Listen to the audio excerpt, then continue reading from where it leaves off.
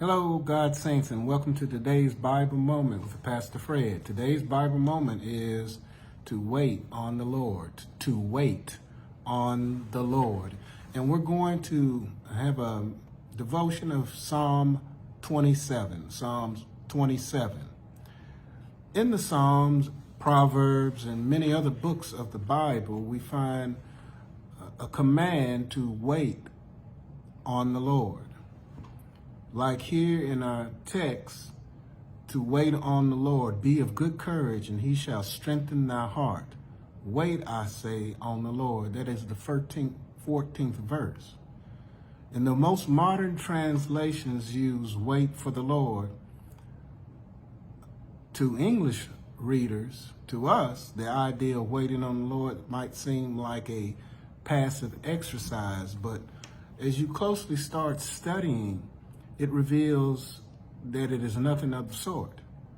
To wait on the Lord composes of many things of what we are to do, to expect, and to hope for while we're waiting on the Lord. It is a patient confidence or a trust in the Lord, and that is the central idea of the exhortation to wait on the Lord. So the entire psalm here in Psalm 27 is a prayer for God for help. It beautifully illustrates the meaning of waiting on the Lord. And throughout the psalm's eloquent lines, or the psalm writer David, he expresses an authentic faith and courageous trust in the God that he serves. And it is based on a confident expectation that the Lord will rescue and save him in his time of trouble. And it is a wonderful psalm to read while we're anxious, while we're waiting, while we're hoping, while we're moving through this journey. And it's good for you to just take time to have some devotions in the Psalms and into the scriptures. Get into the Word of God and let it soothe you, comfort you, and help you. So let's go to Psalms 27. The Lord is my light and my salvation. Whom shall I fear? The Lord is the stronghold of my life. Of whom shall I be afraid? When the wicked advanced against me to devour me, it is my enemies and my foes who will stumble and fall. Though an army besiege me, my heart will not fear. Though war break out against me, even then I will be confident. One thing I ask from the Lord, this only do I seek, that I may dwell in the house of the Lord all the days of my life, to gaze on the beauty of the Lord and to seek him in his temple. For in the day of trouble he will keep me safe in his dwelling. He will hide me in the shelter of his sacred tent and set me high upon the rock. And then my head will be exalted above the enemies who surround me. At his sacred tent I will sacrifice with shouts of joy. I will sing and make music to the Lord. Hear my voice when I call, Lord.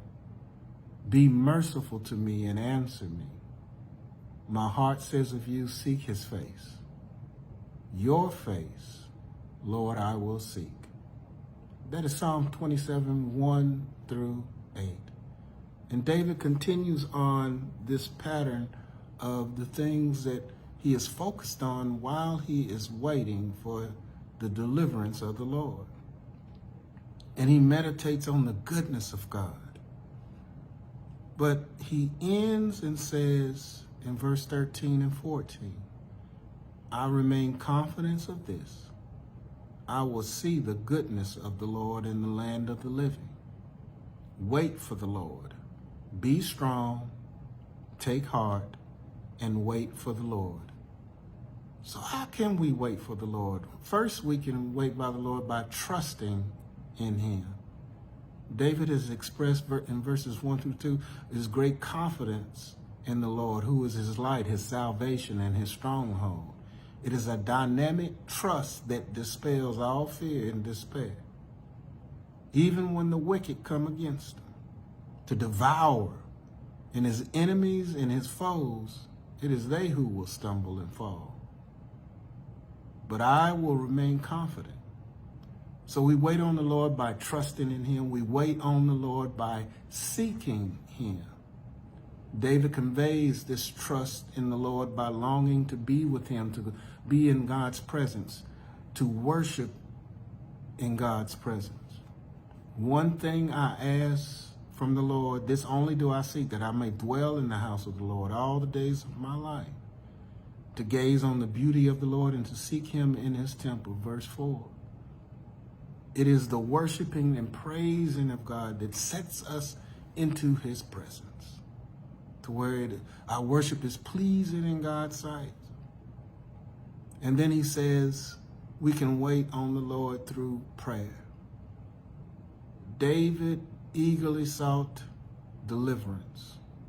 He asked God for wisdom, direction in verse 11. He asked him and prayed for protection in verse 12. And he wholly believed he would see the goodness of the Lord in the land of the living in verse 13. For you see, those that wait on the Lord can fully expect him to fulfill their hope. Indeed, none who wait for you shall be put to shame. Waiting on the Lord involves confident expectations of a positive results in which we place our hope.